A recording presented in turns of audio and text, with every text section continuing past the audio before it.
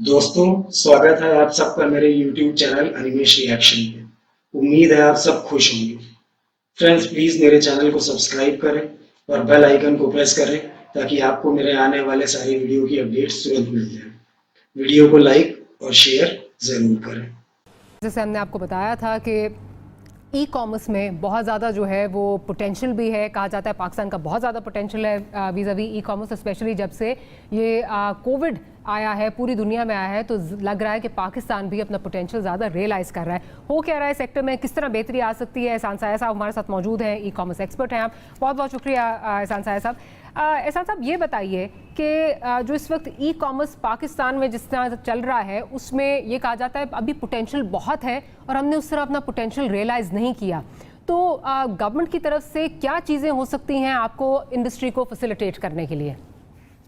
Yes, assalamu alaikum and thank you for having me on.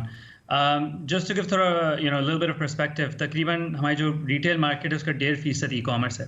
अगर हम globally देखें तो एवरेज है तकरीबन 20%। चाइना जैसा मुल्क वो 50% से ज़्यादा है। इंडिया तकरीबन 7 से 10% है। तो ऑब्वियसली हम लोग काफ़ी इन्फेंसी में ये ई कॉमर्स इंडस्ट्री, और इसमें जब भी कोई इंडस्ट्री इन्फेंसी में होती है तो गवर्नमेंट की तरफ से जब सपोर्ट मिलता है, इंसेंटिव्स मिलते हैं, तो उसमें ग्रोथ आती है। और हमारे मुल्क के लिए ये ई कॉमर्स की ग्रोथ इसीलिए ज़रूरी है, इसमें जॉब क्रिएशन बहुत होती है, स्पेशली आपके स्मॉल मीडियम बिजनेसेस में। अगर आप देखें तो तकरीबन 3 से 5 जॉब्स क्रिएट होती हैं एक e commerce market place seller की वजह से। तो माशाल्लाह हमारे पास तकरीबन 35,000 सेलर्स हैं, और अगर आप देखें 3-4 साल पहले तो 3,000 थे हम दराज जैसी कंपनी के पास, और इसमें और भी कंपनीज हैं। तो इसमें जॉब क्रिएशन का पोटेंशियल बहुत है, एसएमई एम्पावरमेंट का पोटेंशियल बहुत है। और जब पाकिस्तान जैसे मुल्क में तकरीबन 85% जो नॉन एग्रीकल्चरल जॉब्स हैं वो एसएमई सेक्टर से ही आती हैं। तो अगर आपको एक मुल्क को खड़ा करना है तो एसएमई सेक्टर का ज़रूरी है कि वो एक्चुअली लीड करे। अच्छा एहसान साहब, ये बताइए कि अगर बिकॉज ऑब्वियसली कंपैरिजन खित्ते से, सब कॉन्टिनेंट से जो है वो होता है, तो वहाँ पे क्या इस वक्त जो पॉलिसीज़ हैं वो हैं जिससे फैसिलिटेशन हो रही है ई कॉमर्स को? जी देखिए, जैसे अगर आप बांग्लादेश, श्रीलंका, नेपाल, म्यांमार, जहाँ दराज उन मुल्कों में भी है, जो उधर का टैक्स स्ट्रक्चर है वो एक्चुअली ये कि सिमिलरली जो ऑफलाइन में जो टैक्सेस लगते हैं सेल्स पे, प्रोडक्ट्स पे, वो ऑनलाइन लगते हैं। मगर ये नहीं होता है कि विथ होल्डिंग टैक्स बाकी मुल्कों में नहीं हो रहा है, बांग्लादेश, श्रीलंका, नेपाल, म्यांमार में। इंडिया में ये इंट्रोड्यूस हुआ था, मगर वो भी 2 साल पहले हुआ था, जब इंडिया की जो ई कॉमर्स इंडस्ट्री है वो काफ़ी उसने तरक्की कर ली थी और काफ़ी आगे हो गया था। अब ये है कि जब ऑब्वियसली इन्फेंसी में था तो वो भी उधर की भी जो इंडस्ट्री थी वो उनका ये इंसेंटिव था कि जो टैक्सेस थे they were made in a way that they were incentivising growth. और बाकी मुल्कों में अगर जिस सब कॉन्टिनेंट में जैसे मैंने कहा है कि ये कहीं डिसएडवांटेज या डिसइंसेंटिव नहीं हुआ है, मगर फिर भी आई थिंक जो इधर जो नया जो 2% विथ होल्डिंग का ऑन अनरजिस्टर्ड सेलर्स जो तरीन साहब ने फ्राइडे प्रपोज किया है, I think we fully supported. इसलिए हमारा भी देखें ई कॉमर्स की जो एक ताकत है वो ये है कि वो डॉक्यूमेंटेशन इकोनॉमी बढ़ा सकती है। तो हमारी भी ये मकसद है कि जो डॉक्यूमेंटेशन इकोनॉमी, जो अनरजिस्टर्ड सेलर्स हैं, उन्हें हम इंसेंटिव्स दिखाएं और सिखाएं कि वो खुद रजिस्टर हों। तो ये ई कॉमर्स इसमें काफ़ी फ़ायदा कर सकता है पूरी इकोनॉमी के लिए। और इंशाल्लाह हम कोशिश भी कर रहे हैं कि एफपीआर के साथ काम करें कि इसमें जो मोडालिटीज़ हैं और जो इम्प्लीमेंटेशन जिसमें ऑब्वियसली टाइम लगता है वो उनके साथ काम करें, और हम ये इम्प्लीमेंट कर सकें इन अ वे दैट एक्चुअली हम कंप्लायंस भी ई कॉमर्स कंपनीज कर सकें और साथ साथ में ई कॉमर्स की और डिजिटाइजेशन की ग्रोथ हो पाकिस्तान में। राइट अच्छा, एक ये कहा जाता है कि स्पेशली ई कॉमर्स के लिए कि COVID perhaps has been a blessing in disguise for the e commerce industry. Pakistan में आप क्या फोरकास्ट क्या कर रहे हैं? अब ऑब्वियसली कोविड के जो असरात हैं वो कम हो रहे हैं, लेकिन जैसे आपने कहा कि कुछ साल पहले अगर 3,000 लोग एम्प्लॉयड थे, तो अब 3,000 आपके पास अगर लोग जो है वो रजिस्टर्ड थे सेलर्स से, तो इस वक्त 35,000 पे वो नंबर जा रहा है। आपकी फोरकास्ट क्या है? ये इंडस्ट्री जो in the under the given circumstances with incentives जो गवर्नमेंट इस वक्त दे रही है, कितना ग्रो कर सकती है इंडस्ट्री? जी देखें, हमारा जो गोल होता है वो एक्चुअली होता है कि high double digits to low triple digit growth हो।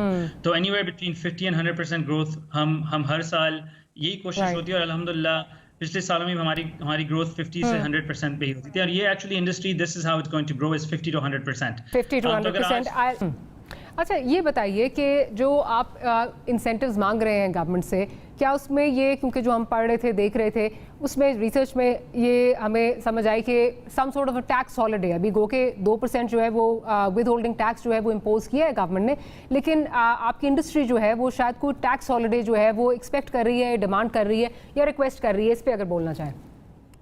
जी देखिए, जो इनिशियल जो प्रपोजल आया था फाइनेंस बिल में वो ये था कि एसेंशली मार्केट प्लेसेस को और ऑनलाइन मार्केट प्लेसेस को रिटेलर के तौर पे ट्रीट किया जा रहा था, which is not the case. वो मार्केट प्लेसेस एक्चुअली क्या करती हैं, वो एक एजेंट होती हैं, एक सेलर और एक कंज्यूमर को वो कनेक्ट करती हैं। और रिटेलर तो ऑब्वियसली वो होता है जो एक खरीदता है, एक चीज़ खरीदता है वो खुद बेचता है, तो मार्केट प्लेसेस ये नहीं करती हैं। तो अल्हम्दुलिल्लाह, अल्लाह का शुक्र है, ये प्रपोजल था वो तो अल्हम्दुलिल्लाह फाइनेंस मिनिस्टर ने एग्री कर लिया, वो हटा देंगे। और अब प्रपोजल ये क्या है कि 2% with holding tax unregistered sellers पे, ऑब्वियसली इसमें एग्जेम्पशंस होंगी जो शेड्यूल 3 प्रोडक्ट्स एक्सेट्रा। तो इसमें ऑब्वियसली एज एन इंडस्ट्री हमारी ये रिक्वेस्ट थी कि हमारा प्रपोजल ये था कि एक्चुअली ये इंडस्ट्री को टैक्सेस जो थे प्रीवियसली वही देने चाहिए, वो हैं जो ऑफलाइन में दिए जाते हैं। जो अगर आप एक रिटेलर जो प्रोडक्ट खरीदता है और बेचता है और वो टैक्स देता है, वो हमारे जो सेलर्स हैं वही सेम टैक्सेस देते हैं। ऑब्वियसली अगर हमने ये मांगा नहीं था कि टैक्स हॉलिडे दें, बट ऑब्वियसली अगर आप चाहते हैं कि एक इंडस्ट्री ग्रो हो, एसएमई सेक्टर आपका खड़ा हो, जॉब क्रिएशन हो, तो ये इंसेंटिव्स जब आते हैं एक इंडस्ट्री में तो वो ऑब्वियसली इसकी जो ग्रोथ है वो फ्यूल हो जाती है। मगर हमने ये मांगा था कि सिर्फ जो टैक्सेस ऑफलाइन में जो ट्रीट किए जा रहे हैं वो ऑनलाइन हो, तो ये अनफेयर डिसएडवांटेज नहीं हो जाए ऑनलाइन बेचने के लिए, because obviously that would go against जो प्राइम मिनिस्टर के डिजिटाइजेशन के जो इनिशिएटिव्स हैं। I'll have to wrap it up there. Thank you so much एहसान साहब कि आपने वक्त निकाला। छोटी सी ब्रेक लेते हैं, ब्रेक के बाद जब वापस आएंगे तो FATF का जो मामला है उस पर डिस्कशन होगी। That and much more right after. Welcome back after the break. FATF को आलमी मौशी निज़ाम का वॉचडॉग कहा जाए या चंद ताकतवर ममालिक का वॉचडॉग कहा जाए, पाकिस्तान को ग्रे लिस्ट में बरकरार रखने पर यह सवाल जरूर उठता है और इसकी बहुत ठोस वजूहात भी हैं। बरतानिया जहां दुनिया भर से काला धन रियल एस्टेट और ज्वेलरी की मार्केट्स में छुपाया जाता है, वो पाकिस्तान को FATF में रखने का हामी है। स्विट्जरलैंड जो दुनिया भर से चोरी किए वाले पैसों की पनाहगाह है, उन्होंने हमारे निज़ाम में खामियां नजर आ रही हैं। ये बात तो साफ है कि FATF का ये फैसला असूली कम और सियासी ज्यादा है।